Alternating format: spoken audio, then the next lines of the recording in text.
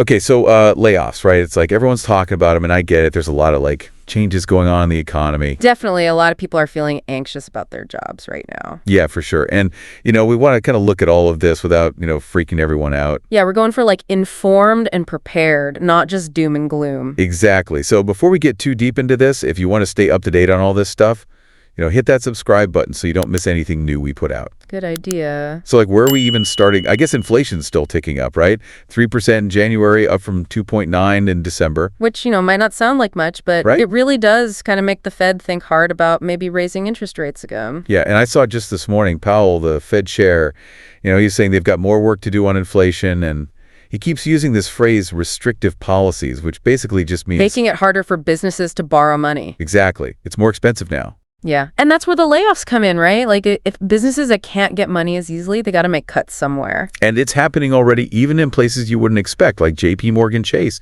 They're planning on laying off almost 1,000 people in February. Which is weird because they also have like 14,000 open positions. So it's like, what's the deal? Right. Maybe it's those jobs that are getting automated, AI and all that taken over.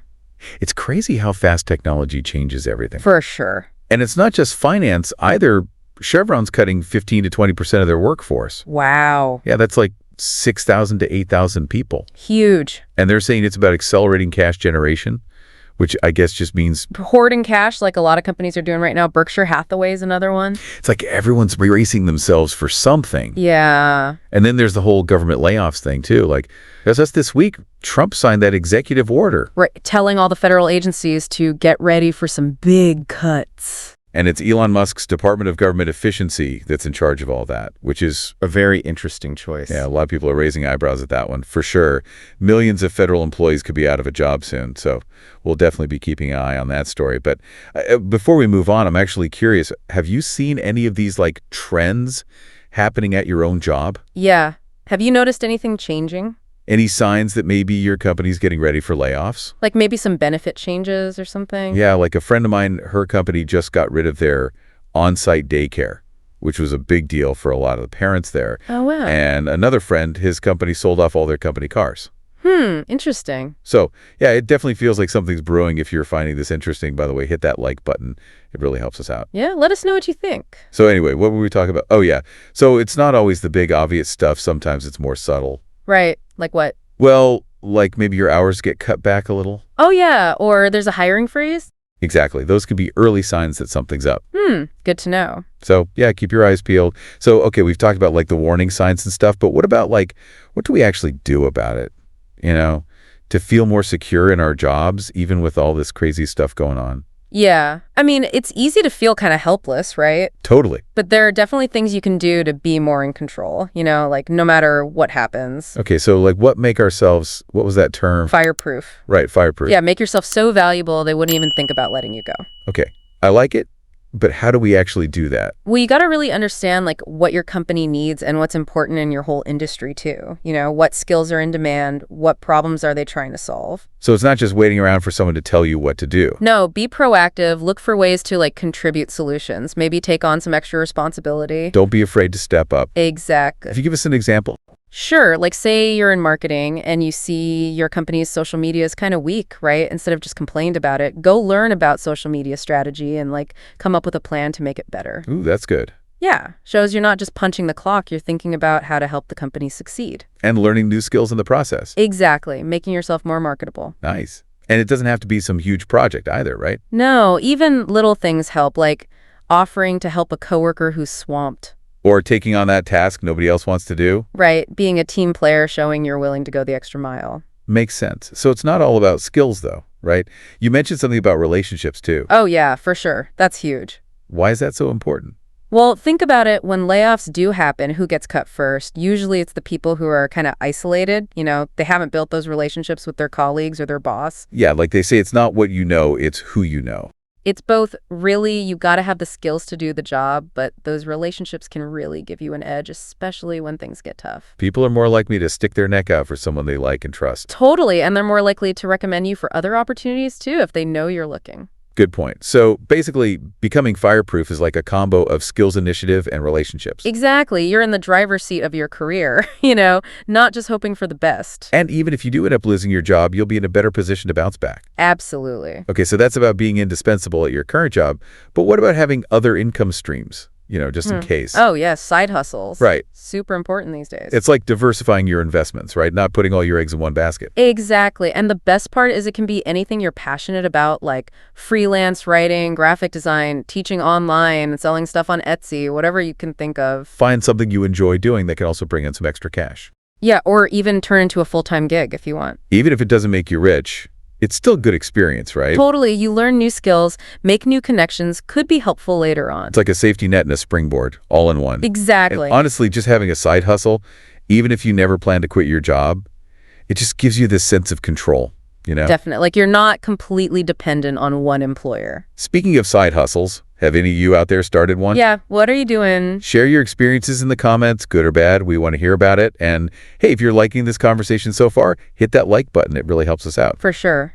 Okay, so back to the main topic. Even if you do all the right things, become fireproof, get a side hustle, sometimes layoffs just happen. It's the nature of the beast. So what happens then? What are our rights? How do we handle it all? Yeah, good question. It can be scary. It is, but first of all, don't panic. Easy to say. I know, but seriously, it's not the end of the world. It's a setback for sure, but it could also be an opportunity for a fresh start. Okay, so let's say it happens, you get laid off. What's the first thing you should do? Well, first, like I said, don't freak out. It's normal to feel all sorts of things, sad, angry, scared, maybe even a little relieved. Let yourself feel those things and talk to someone you trust about it. Don't bottle it up. Yeah, we got to normalize talking about this stuff. Totally. Okay, so after you've had some time to process it, what's next? Okay, so now it's time to get practical, gather all the info you can about the layoff. Why is it happening? How many people are being let go? What kind of severance package are they offering? Okay, so get the facts straight. Right, and then read through your employment contract and anything else that might be relevant, like the employee handbook, understand your rights and what you're entitled to. Know what you're dealing with. Exactly, and this is super important. Don't be afraid to negotiate. Negotiate what I thought severance packages were like set in stone. Not always. A lot of people just accept whatever they're offered, but you don't have to. You actually have some leverage here. Companies don't want lawsuits or bad press, and they want to keep a decent reputation even with the people they're letting go. So you're saying they might be willing to sweeten the deal a little. Exactly. And there are all sorts of things you can negotiate depending on your situation and the company's policies, like maybe extended health insurance or help finding a new job. Some companies will even let you keep your laptop or cell phone. Wow, I never thought about that. Yeah, it's like a little extra cushion to help you through the transition. Sometimes they'll even agree to give you a good recommendation or promise not to fight your unemployment claim. So get creative. Think about what would be most helpful to you. Exactly. And remember, negotiation is a conversation. Don't be afraid to ask for what you want, but be willing to compromise too. Find a middle ground. Right. And if you're not sure how to handle all this, definitely get some advice from an employment lawyer or a career counselor. They can help you make sure you're getting a fair shake.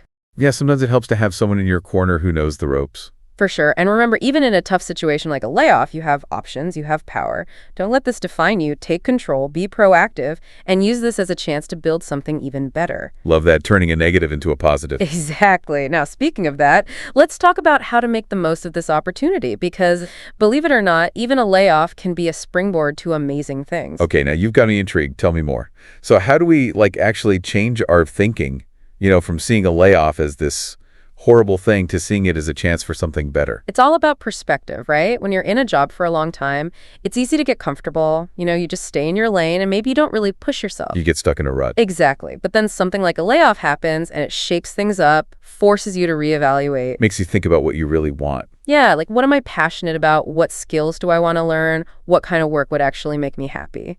Maybe this is your chance to go after that dream job you always wanted. It happens all the time. People find out they have these hidden talents, or they finally go after those dreams they put on hold, and they end up in a much better place. So for anyone listening who might be going through a layoff right now, what advice would you give them to help them, turn this into a positive thing? First of all, be kind to yourself. It's totally normal to feel a whole mix of emotions, sad, angry, scared, maybe even relieved. Let yourself feel those things and talk to someone about it.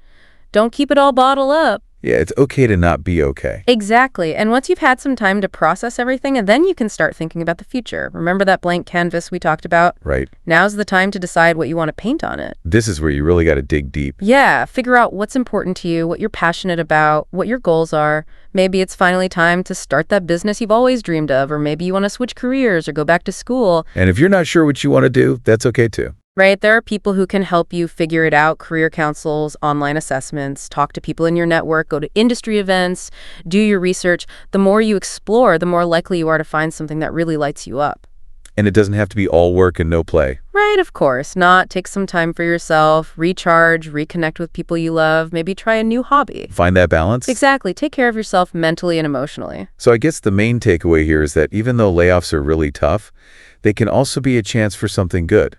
Yeah, it's about changing your mindset, embracing the unknown and using this time to grow and reinvent yourself. And remember, you're not alone in this. We're all dealing with this crazy economy together. If you found this helpful, don't forget to subscribe so you don't miss any future episodes. And if you know someone who might benefit from this, share it with them. Good idea. We're all in this together. The more we share and support each other, the better we'll all get through this. Couldn't have said it better myself. Thanks for joining us, everyone, and we'll see you next time.